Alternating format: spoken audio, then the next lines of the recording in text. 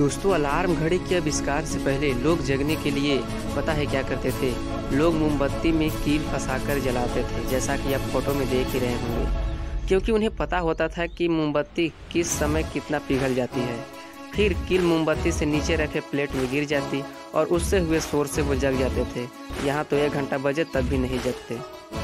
ऐसे ही वीडियो पाने के लिए आप हमारे चैनल को सब्सक्राइब कर सकते हैं।